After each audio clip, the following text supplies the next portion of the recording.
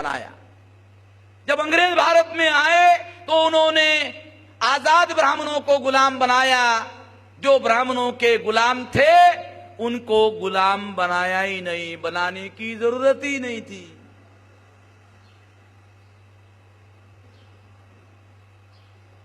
अंग्रेजों ने जो आजाद थे ब्राह्मण उनको गुलाम बनाया, जो ब्राह्मणों के गुलाम थे उनको गुलाम बनाने की जरूरत ही नहीं थी।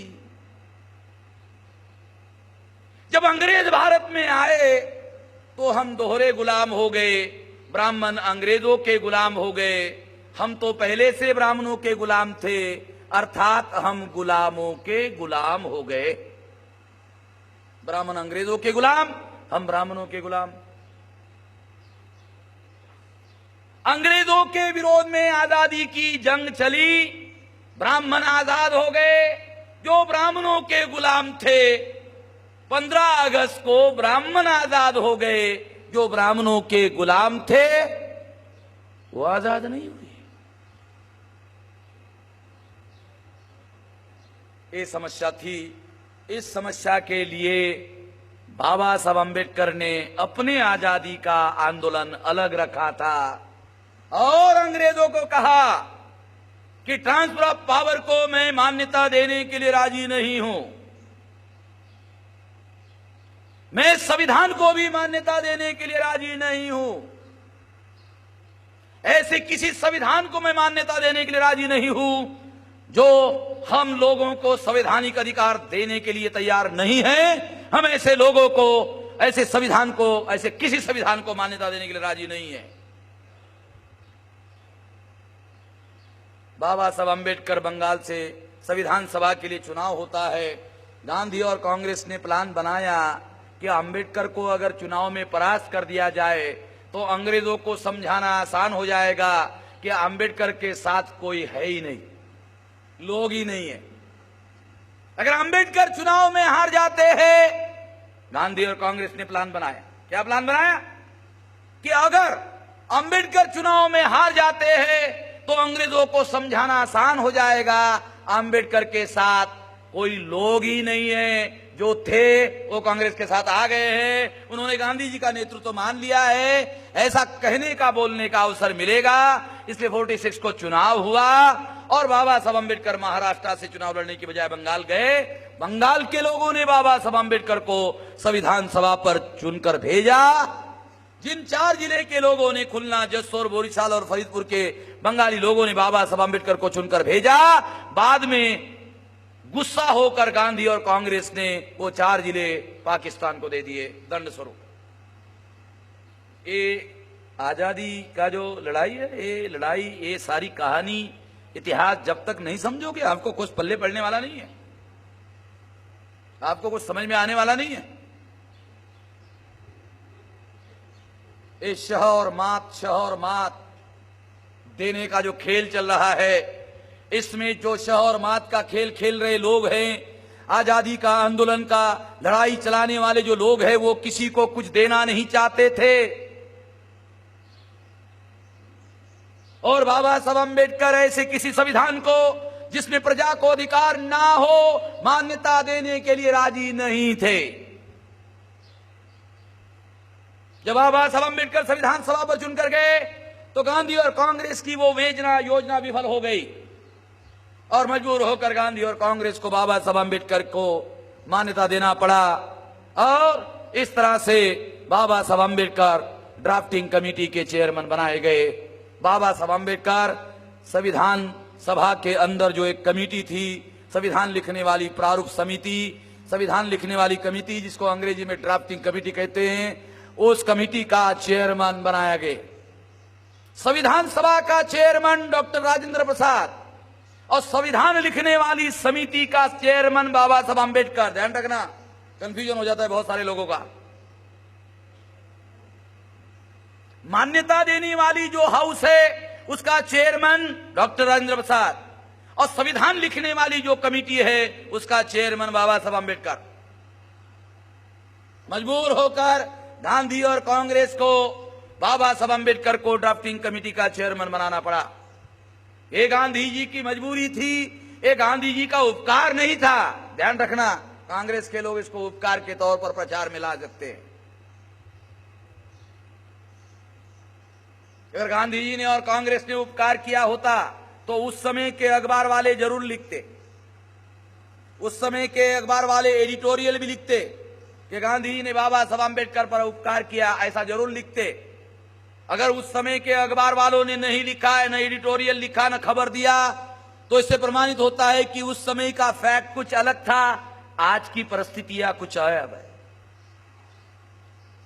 आज गांधी के साथ कांग्रेस को बाबा साहब का फोटो लगाने की भी सारी समस्या हो जाती है, कारपोरेशन में भी लगाना पड़ता है। कांग्रेस की जो स्थिति है आज और उस समय जो स्थिति थी, इसमें बहुत अंतर आ गया है। वार्ड का जो मेंबर होता है ना, वार्ड का कारपोरेटर, वो कारपोरेटर को भी बाबा साहब का फोटो रखना पड़ता है, कांग्रेस का जो उसको भी रखना पड़ता है।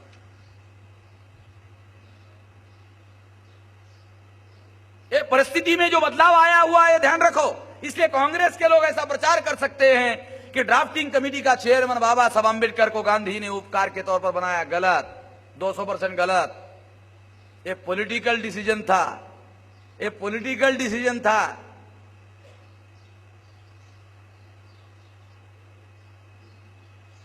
जैसे हमारे लोग कहते हैं कि बाबा साहब आंबेडकर संविधान के महापंडित थे, इसलिए बाबा साहब आंबेडकर संविधान सभा के संविधान लिखने वाले कमेटी के चेयरमैन बने, ये भी गलत। कांग्रेस के लोग कहते हैं कि बाबा साहब आंबेडकर को हमने चेयरमैन बनाया, ये भी गलत। दोनों गलत बातें। इतिहास क्या कहता है? इतिहास कहता है कि मजबूर होकर बाबा साहब आंबेडकर को ड्राफ्टिंग कमेटी का चेयरमैन बनाया गया, क्योंकि बाबा साहब आंबेडकर इसकी वजह, अगर ऐसा नहीं होता तो उन्होंने घोषित किया था कि हम संविधान को मान्यता देने के लिए राजी नहीं है। और इस तरह से साथियों संविधान बनाया बाबा साहब आंबेडकर ने। जो आजादी से हमारे लोग आजाद नहीं हुए थे, देखना दो बातें, आजादी से वो आजाद हो गए थे, हम नहीं। जो लोग आजादी से आजाद नहीं हुए थे, उन लोगों की समस्या बाबा साहब आंबेडकर के सामने थी। उनको आजादी कैसे दिलवाई जाए, वो आजादी कैसे मिलती? संविधान में लिखे हुए अधिकार मिलते तो उनको आजादी मिलती, लिखे हुए अधिकार नहीं मिलते तो उनको आजादी नहीं मिलती। इसलिए बाबा साहब आंबेडकर ने संविधान तैयार किया, 395 आर्टिकल का संविधान तैयार किया। 69 आर्टिकल अनुसूचित जाति, जनजाति, अदर बैकवर्ड क्लास और धर्म परिवर्तित मूल निवासियों के लिए लिखे। 25 नवंबर 1949 को संविधान सभा में संविधान पास हुआ। 25 नवंबर 1949 को संविधान सभा में संविधान पास हुआ। 26 जनवरी 1950 को संविधान भारत में लागू किया गया। दो बातें, संविधान की पास होने की तारीख अलग है और संविधान भारत में लागू होने की तारीख अलग है। संविधान लागू किया गया, उसको लगभग 1 महीने का समय बाद में, 1 महीने के 1-1.5 महीने, 25 नवंबर यानी लगभग 2 महीने के बाद संविधान भारत में लागू किया गया। 26 जनवरी 1950 को भारत का संविधान भारत में लागू किया गया। इतना लंबा इतिहास आप लोगों को मैंने काहे के लिए बताया? प्रजासत्ताक समझने के लिए। ये जो आजादी के आंदोलन में ये सारी बदमाशी चली, ये जिन लोगों ने बदमाशी चलाई, वो लोग क्या आप लोगों को जो संवैधानिक अधिकार मिले, उस संवैधानिक अधिकार के लिए वो जो सहमति ही नहीं थे, मजबूरी थी, जो सहमति नहीं थे, वो लागू करने के लिए आजाद भारत में उन्होंने जो बदमाशी की, उससे प्रमाणित होता है। साथियों, 26 जनवरी 1950 को संविधान लागू हुआ। पहले क्या था? 650 संस्थान थे, संस्थानिक राजा होते थे,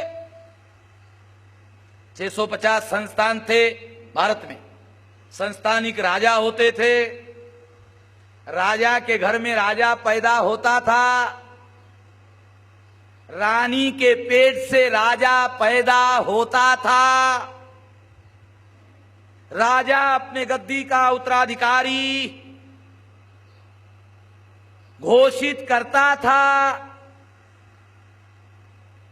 3 बातें।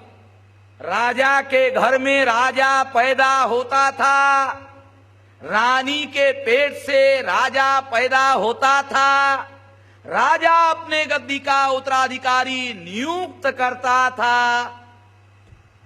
26 जनवरी 1950 के पहले 26 जनवरी को क्या हुआ?